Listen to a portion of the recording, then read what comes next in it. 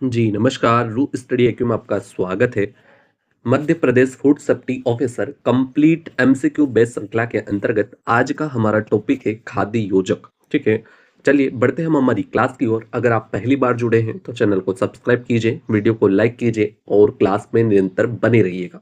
पहला क्वेश्चन, खाद्य योजक का मुख्य उद्देश्य क्या होता है? ठीक है, खाद्य योजक का मुख्य उद्देश्य होता है भोजन का स्वाद, रंग, बनावट या संरक्षण को सुधारना।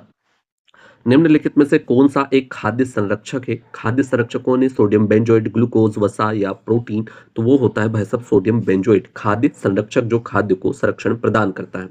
खाद्य योजक को नियंत्रित करने वाला भारतीय संगठन कौन सा होता है? तो वो होता है फसई। ठीक है, फसई भारत में खाद्य योजक को नियंत्रित करने का कार्य करता है। अगला क्वेश्चन, निम्नलिखित में से कौन सा रंग खाद्य योजक के रूप में प्रयोग किया जाता है?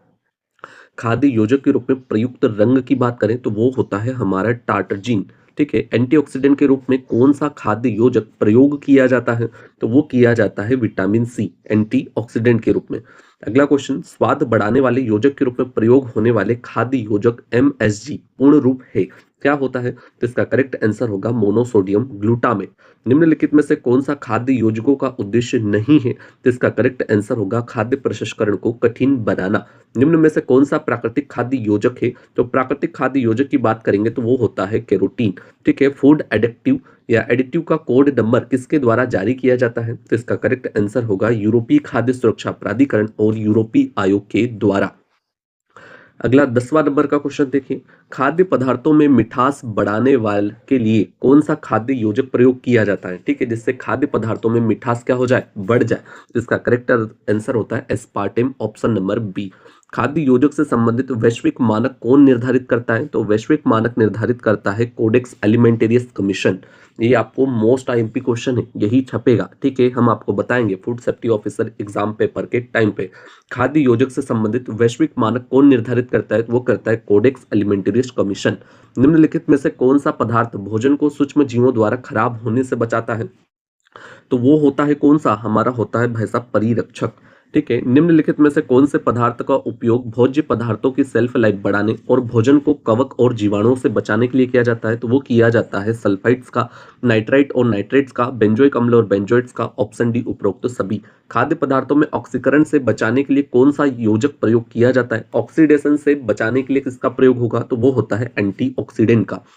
झाग बनने से रोकने वाले पदार्थ को क्या कहते हैं? ठीक है, कि झाग बनने से रोकने वाले पदार्थ को क्या कहा जाएगा? तो वो कहा जाता है भाई साहब एंटी फॉर्मिंग एजेंट। निम्नलिखित में से कौन सा योजक कृत्रिम मिठास प्रदान करता है? तो कृत्रिम मिठास कौन करेगा? तो वो भाई साहब करेगा कृत्रिम मधुरक। जो पदार्थ भोजन में समूहन अथवा गांठों के निर्माण को रोकते हैं उन्हें कहा जाता है, क्या कहा जाता है? वो कहा जाता है एंटी केकिंग एजेंट। खाद्य योजक का अर्थ क्या होता है? तो खाद्य योजक का अर्थ है ऐसा पदार्थ जो भोजन में मिलकर या मिलाकर उसकी गुणवत्ता, स्वाद, रंग एवं बनावट को सुधारता है। ठीक है, खाद्य योजकों का प्रयोग किस अवस्था में किया जाता है? तो खाद्य योजक का प्रयोग होता है उत्पादन, प्रसंस्करण, भंडारण और पैकेजिंग के समय। खाद्य योजकों का उदाहरण है, क्या उदाहरण होता है? तो वो होता है संरक्षक और एंटीऑक्सीडेंट, ए बी दोनों। खाद्य योजक किस प्रकार के पदार्थों को हो सकते हैं? तो खाद्य योजक वो पदार्थ हैं जो प्राकृतिक और रासायनिक दोनों हो। खाद्य योजक शब्द किसे दर्शाता है? तो खाद्य योजक शब्द दर्शाता है भोजन में जोड़े जाने वाले वे पदार्थ जो उसकी विशेषताओं को सुधारते हैं। अगला क्वेश्चन, खाद्य योजकों से संबंधित सूची 1 से सूची 2 को विस्तृत कीजिए तथा सूचियों के नीचे दिए गए कोड का प्रयोग कर सही उत्तर का चयन कीजिए।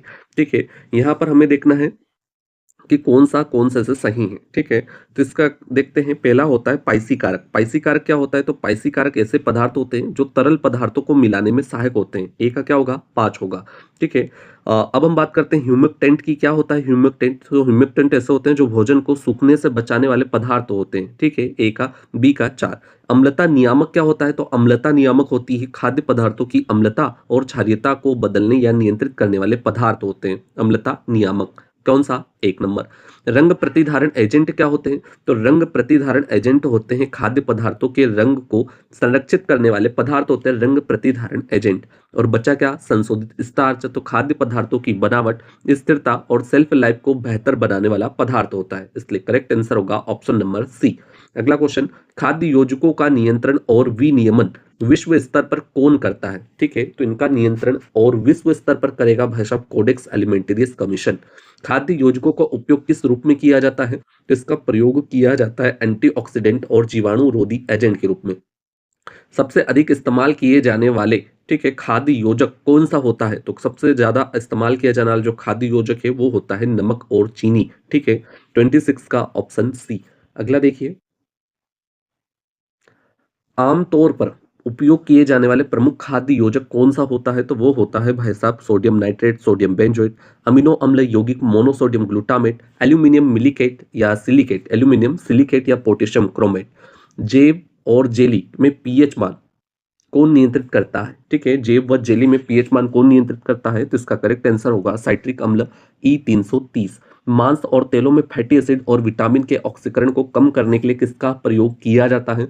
तो वो प्रयोग होता है भाई साहब टोकोफेरोल्स E307 का। एंटी केगिंग एजेंट युक्त खाद्य पदार्थों का कौन सा उदाहरण है? तो 30 का क्या होगा? 30 का होगा भाई साहब हमारा ऑप्शन डी, उपयुक्त सभी। यानी कि बेडिंग machine powder, cream powder, baking powder उपयुक्त सभी होते हैं। चुंगम और कठोर कैंडी में किसका उपयोग किया जाता है? तो वो किया जाता है शर्करा अल्कोहल मधुरक का। प्रसंस्कृत खाद्य पदार्थों में किसका उपयोग किया जाता है? तो प्रसंस्कृत खाद्य पदार्थों में डायोक्टाइल सोडियम सल्फोसुनेट का उपयोग किया जाता है। डिब्बाबंद मांस एवं मांस आधारित खाद्य पदार्थों में किसका प्रयोग किया जाता है? तो वो प्रयोग किया जाता है डिसोडियम ग्वानिलेट का। मोनोसोडियम ग्लूटामेट किसमें प्रयुक्त होता है? तो मोनोसोडियम ग्लूटामेट जो प्रयुक्त होता है वो चाइनीज भोजन, सूखे मिश्रण, डिब्बाबंद, प्रसंस्कृत व जमे हुए मांस में। बेंजोइट्स का अत्यधिक सेवन करने से किस प्रकार का खतरा हो सकता है? तो वो खतरा हो सकता है मानसिक विकार। ब्रोमेट्स के सेवन से शरीर में किस प्रकार की समस्या हो सकती है? तो वो समस्या हो सकती है पेट एवं गुर्दे की समस्या। ठीक है, धुलेट या धुलेलेट का अधिक सेवन किस रोग का कारण बन सकता है? तो वो कारण बन सकता है उच्च रक्तचाप यानी कि high blood pressure. Red dye 14 किस प्रकार की समस्या उत्पन्न कर सकता है? तो इसका करेक्ट आंसर होगा कैंसर। केरामेल किस प्रकार का या किस विकार का कारण बनते हैं? तो केरामेल विकास का कारण बनता है अनुवांशिक दोष व कैंसर का। सोडियम क्लोराइड का सेवन करने से क्या समस्या उत्पन्न हो सकती है? तो वो उत्पन्न हो सकती है हृदय घात की। JECFA, ठीक है, का पूरा नाम क्या होता है? तो इसका पूरा नाम होता है भाई साहब joint food and agriculture organization, WHO expert committee on food additives. ठीक है, JECPFA की स्थापना कब हुई थी? इसकी स्थापना की अगर बात की जाए तो इसकी स्थापना होती है भाई साहब 1956 में। पूरा नाम पूछे तो क्या होता है? तो जॉइंट होता है जॉइंट FAO और WHO expert committee on food additives. ठीक है, और बात करें हम जॉइंट FAO और WHO expert committee on food additives किन दो संगठनों द्वारा संयुक्त रूप से संचालित किया जाता है? तो इसका करेक्ट आंसर होगा FAO और WHO यानी कि फूड एंड एग्रीकल्चर ऑर्गेनाइजेशन के द्वारा और वर्ल्ड हेल्थ ऑर्गेनाइजेशन के द्वारा किया जाता है। आपसे क्वेश्चन है, कमेंट कीजिएगा WHO की स्थापना कहाँ हुई थी और इसका मुख्यालय कहाँ है?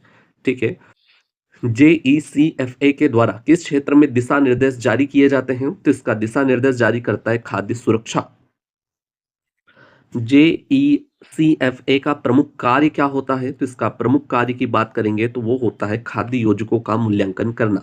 JECFA का उद्देश्य क्या है? तो उद्देश्य की बात करेंगे, इसका उद्देश्य होता है खाद्य योजकों की सुरक्षा का मूल्यांकन करना।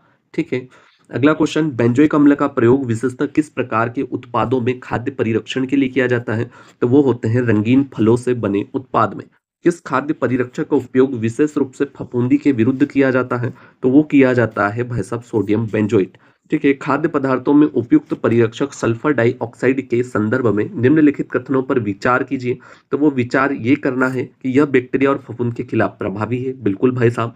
एस्कॉर्बिक एसिड कैरोटीन और अन्य ऑक्सीकरणशील यौगिकों को सुरक्षित रखता है। बिल्कुल। और खमीर की वृद्धि को धीमा करता है परंतु पूर्णतः रोक नहीं पाता। उपयुक्त सभी। ठीक है, खाद्य पदार्थों में प्रयुक्त परिरक्षक बेंजोइक एसिड के संदर्भ में निम्न कथनों पर विचार कीजिए। बिल्कुल कर रहे हैं भाई साहब। तो इसमें क्या होता है, दीर्घकालिक भंडारण के दौरान यह खाद्य पदार्थों के रंग को हल्का नहीं करता है, ये बल्कि भारी करता है, इसलिए गलत है। ठीक है, बाकी स्वादहीन गंधहीन होता है, अम्ल फफूंद की अपेक्षा इष्ट के विरुद्ध प्रभावी है। यहाँ क्या पूछा? असत्य कथन बताना था, बता दिया, केवल 3। अगला हमारा चैप्टर रहेगा खाद्य पैकेजिंग, अवधारणा, प्रकार, पैकेजिंग कानून, विनियमन, मूल्यांकन एवं नवीन प्रौद्योगिकियां। ठीक है, चलिए मिलते हैं अगले वीडियो में। तब तक ले जय हिंद, जय भारत। वीडियो पसंद आया हो तो लाइक कीजिए, चैनल को सब्सक्राइब कीजिए। धन्यवाद।